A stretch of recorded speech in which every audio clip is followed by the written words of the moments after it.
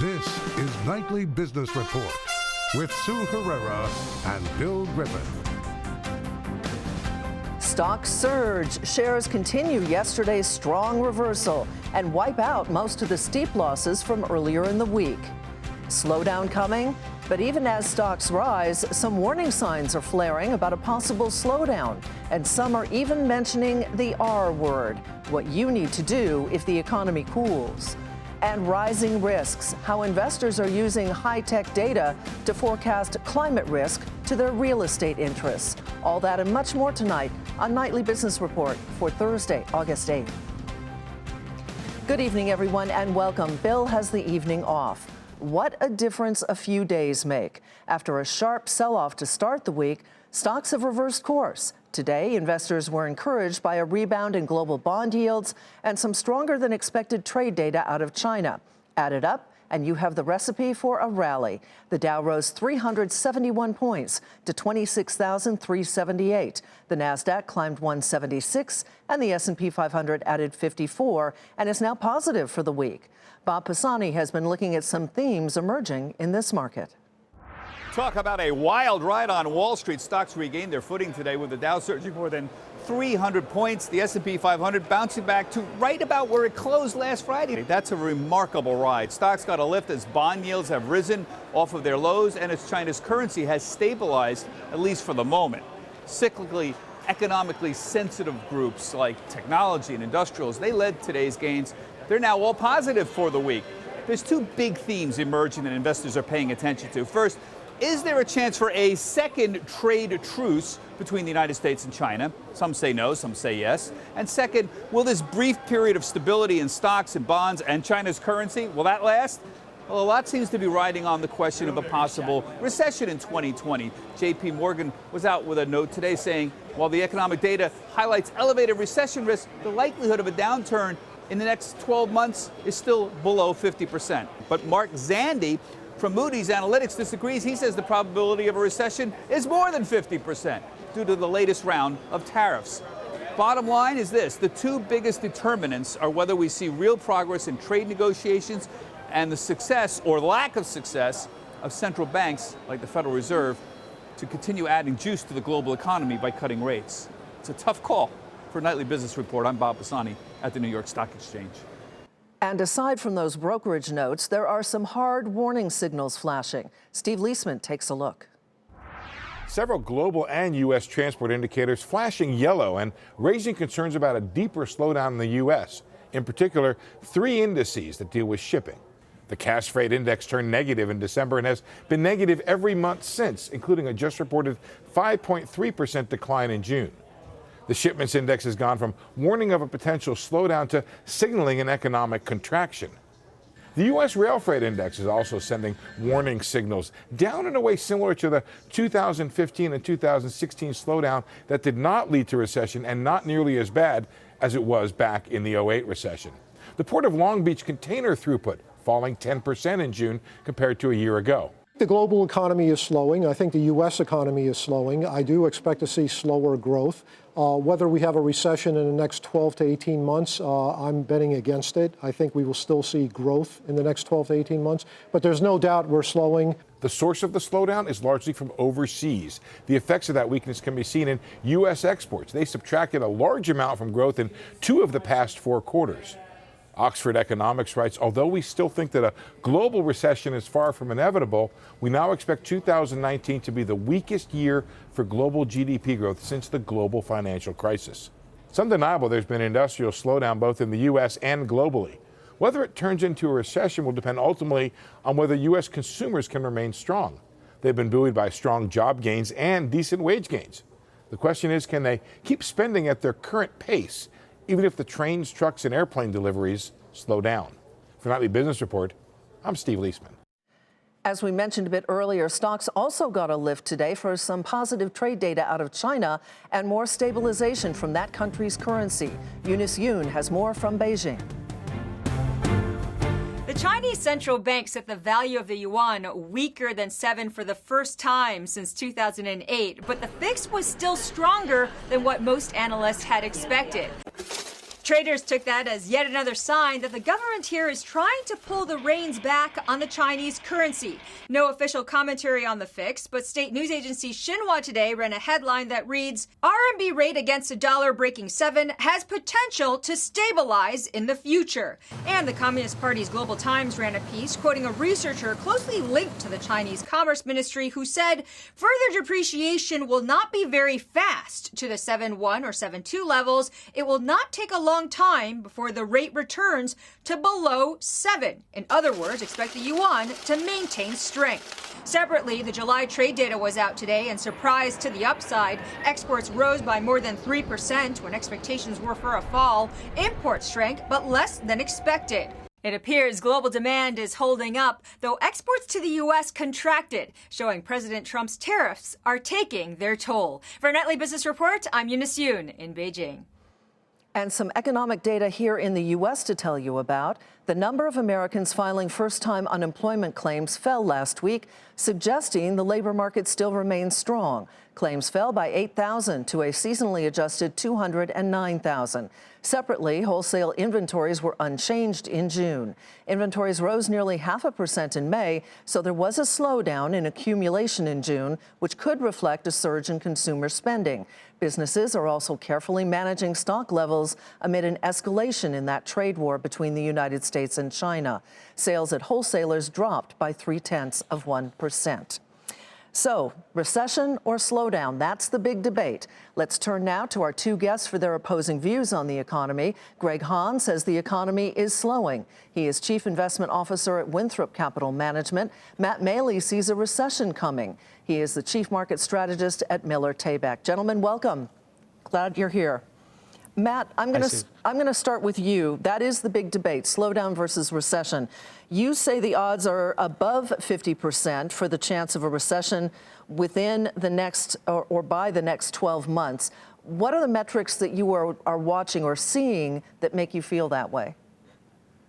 Well, you know, it's interesting what the comments that Steve Leisman talked about. On top of those slowing numbers, we also have things like, obviously, lower interest rates. Interest rates have been low for a long time, but they keep going lower. And a lot of people blame it because of European rates, but they're down for a reason, and because of slower growth. At some point, that spills over into other areas of the world. We have commodity prices. I mean, energy prices are coming down. Copper, another important commodity, that's coming down. That shows a weakness in demand. And then, of course, we have some of the manufacturing data here in the U.S. It's in negative territory or in slowing territory in Europe and in Asia, but it's right on the cusp of that in the U.S. So, as Steve said, we're highly, even more dependent now on the consumer than we've ever been. So it won't take much of a slowdown in the consumer to cause some problems in the economy. And again, I'm not looking for an 80% chance of recession, but I'm a little bit more bearish than most people, I guess. All right, Greg, make the case that it's simply a slowdown. I mean, you've got some economic statistics that are certainly in your favor. So, thanks, Sue. I think there's a couple of things that are going on. Right now, the ISM numbers for manufacturing are showing a little bit of a slowdown, but they're still above 50. We're at 51.2, which is still expansion, but it has slowed. But we're looking at credit. Private credit is expanding. We're seeing job formation in the economy. We're also seeing business formation, and that creates jobs. So there's still a healthy consumer sector, and this economy is not rolling over. You also make the point, Greg, that the banking sector is relatively robust. And this is the difference. Thank you, Sue. This is different from 2007, 2008, is our banking system is so strong now because of capital levels. And I think when we see credit, if credit does turn, the banking sector is going to be really strong, and it's going to probably start to show itself more in the public markets, which is a risk for investors. Matt, if indeed you are correct and we see a recession coming, what type of complexion will that recession have? I don't get the feeling that you think we're headed for a crisis, but more of a recession. Yeah, I think there's a big difference. I mean, the problem is the last two recessions have been deep ones, and of course, bear markets have been really deep ones. And of course, the bear market, the recession we had, the Great Recession, is called the Great Recession for a reason. And exactly, Brother Guest is exactly right. The banking system is in much, much better shape. What happens with bubbles is because there's way too much leverage in the system. And that's what happened with our last two recessions. This time, although there's certain leverage in certain areas and people are worried about the corporate bond market, the banking sector is very solid. So I think we go back to, if we do have a recession, it'll be more of the run-of-the-mill kind that we've had from World War II up until the end of the 20th century that are not, they're painful and they're not fun, but they don't have the same kind of massive impact on people's on job growth and on the stock market that have really crushed people's confidence in the past. So even though I think it can cause problems, and it'll create more opportunities than it have in the past. Greg, two questions to you. The one caveat I would say about the slowdown versus recession comes from the trade war. Both sides seem to have dug in their heels.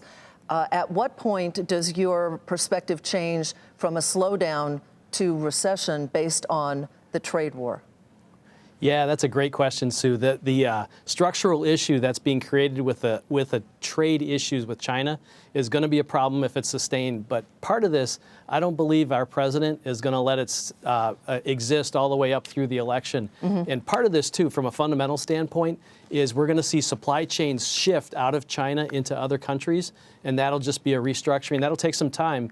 But that'll be a restructuring also of this trade issue as well. Very quickly, I need a yes or no answer from each of you. Greg, you first. Does the Fed continue to cut? Yes, absolutely. Matt? Yes. All right. On that note, gentlemen, thank you very much. Greg Hahn with Winthrop Capital Management, Matt Maley with Miller Tabak. Coming up, we'll tell you what you can do to protect your portfolio if indeed a slowdown comes. Time to take a look at some of today's upgrades and downgrades. Goldman Sachs downgrading Dow component Caterpillar to neutral from buy. The firm citing headwinds coming from production cuts in North America and China. The price target was cut to $130 a share from $156. CAT closed at $122.02, up 1%. But another Dow component, Disney, was upgraded to outperform from neutral at Credit Suisse. The firm citing bullish catalysts ahead, including releases of new Star Wars and Frozen movies. The price target was raised to $150 from $130. Disney finished at $137.89, up better than 2%. And Barclays initiating coverage of Apple with an equal weight rating. The analyst does not see a recovery in the iPhone business, and it expects growth in the company's services business to slow. The price target was $192. Apple closed above that target, ending at $203.43, up more than 2%. Coming up, as the debate goes on over a slowdown, what should you do to protect yourself? Some tips from a Wall Street pro a little later.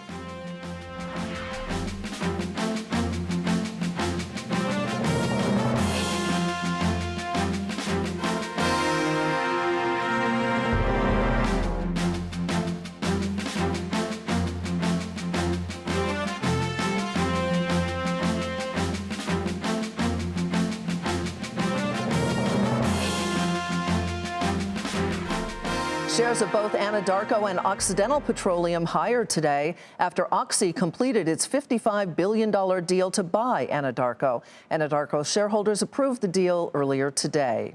And oil jumped today after China's yuan was more stable and speculation that falling prices could lead to more production cuts by OPEC. But despite today's rise, oil prices are still down about 20% over the past year. And as Brian Sullivan tells us, that might be good for consumers, but there's plenty of pain for investors. The drop in oil prices is good news at the gas pump, but very bad news for oil and gas stock investors. Those shares have taken huge hits over the past year, with investors fleeing the group as fast as they can hit sell.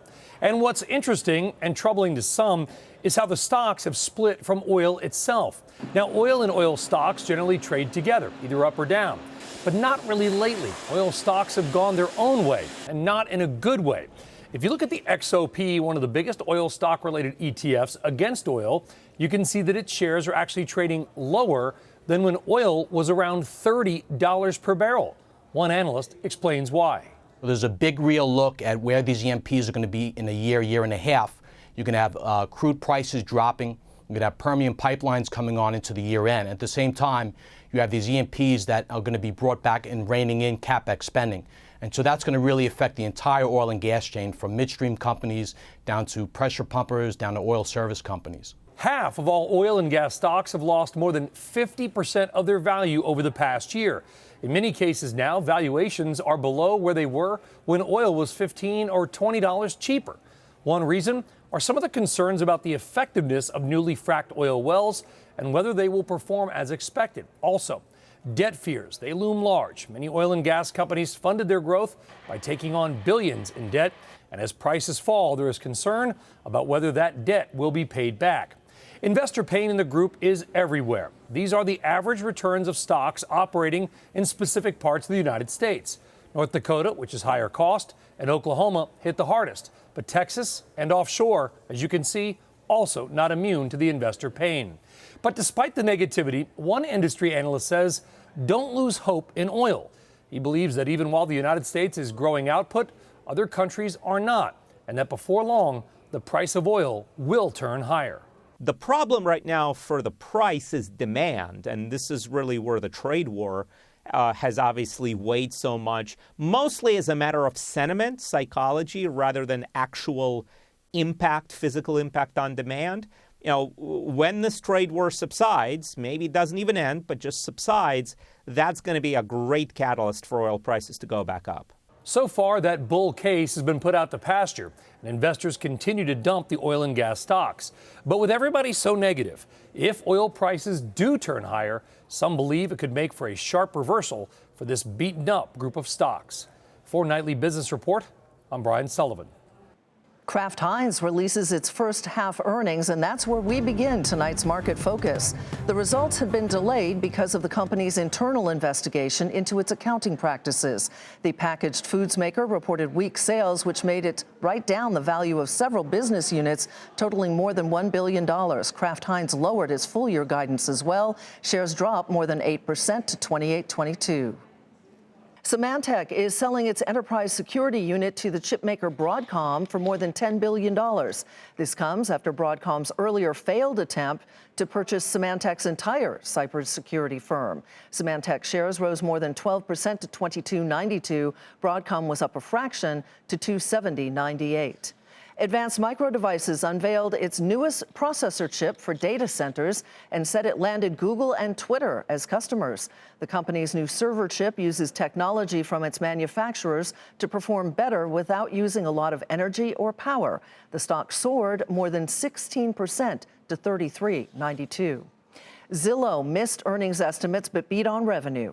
The real estate website also lowered its guidance as it forecast losses in its new home flipping business. That sent shares lower by more than 15% to $42.14. And after the bell, Uber lost more money than Wall Street was expecting and missed on revenue. Net losses topped $5 billion, but most of that was from stock-based compensation. Shares initially dropped in the after-hours trading, but closed the regular session up more than 8% to $42.97.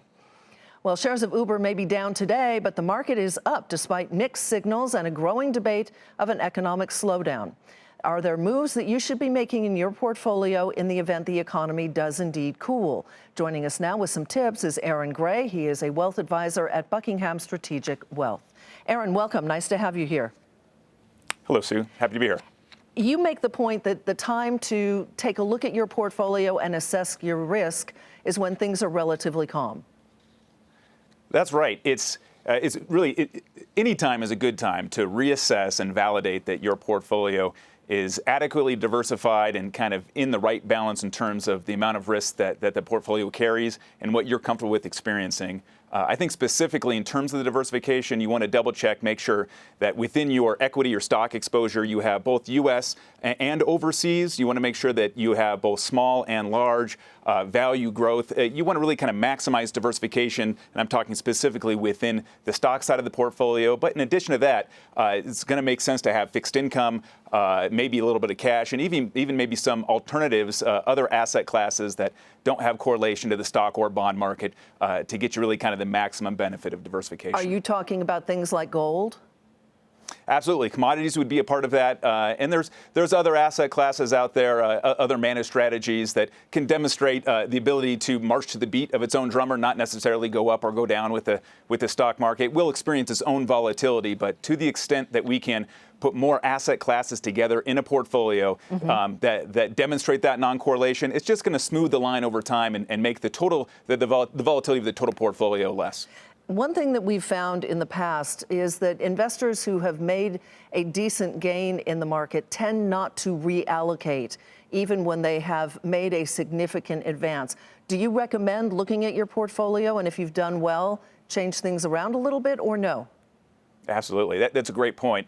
We have a tendency, once we have winners, to let those winners run. And for example, if you had a target allocation of, say, maybe 50% stock and 15% alternatives and 35% fixed income, if you set it and forget it, eventually that portfolio is going to look very different than what your primary target was. And if you like that 15-35 mix to begin with, you're not going to own it for very long, because stocks will go up and bonds will go up and go down, and before you know it, you have an 80-10-10 portfolio. So what you want to do, really, no matter whether the market is up and times are good or the market's down and times are a little bit scary, is continuously check in on that portfolio and see how far away from your primary targets you've drifted, and be prepared that when the market's up and everybody's excited and slapping high fives, to go ahead and sell some of that stuff that's up and take your profits. And then on the other end of that spectrum, when the market's down 20% and we're on TV talking about how scary and uncertain things are, we need to be prepared to actually buy then, and buy those things that we're uncertain and a little fearful of. That is rebalancing at its essence. Aaron Gray with Buckingham Strategic Wealth. Aaron, thank you so much.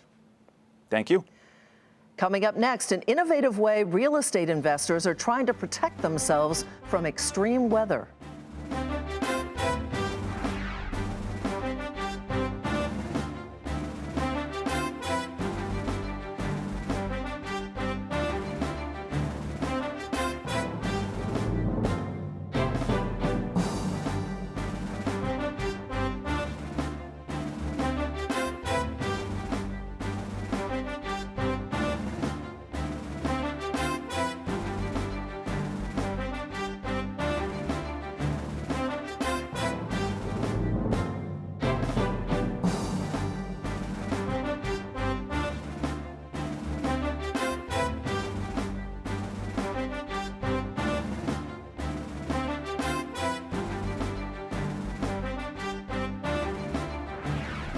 For any investor, measuring opportunity against risk is critical.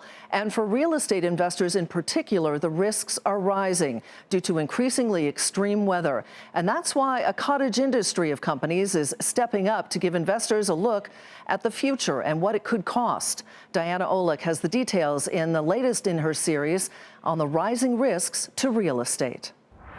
When Typhoon Mangkhut ravaged Hong Kong last summer and Hurricane Florence decimated Wilmington, North Carolina at the same time, in a tower high above Chicago, Mary Ludgin was watching.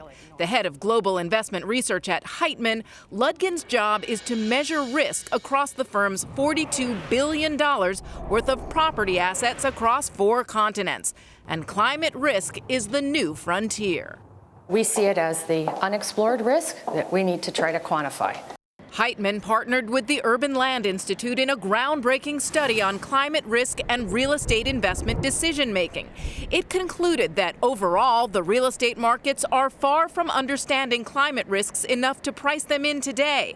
But those who are prepared have the potential to outperform. We wanted to sharpen our skills and our ability to underwrite the risk of sea level rise, storm surge, wildfires. So Ludgin turned to a brand new category of companies, high-tech data analysts who go well beyond current flood maps to forecast future climate risk to real estate.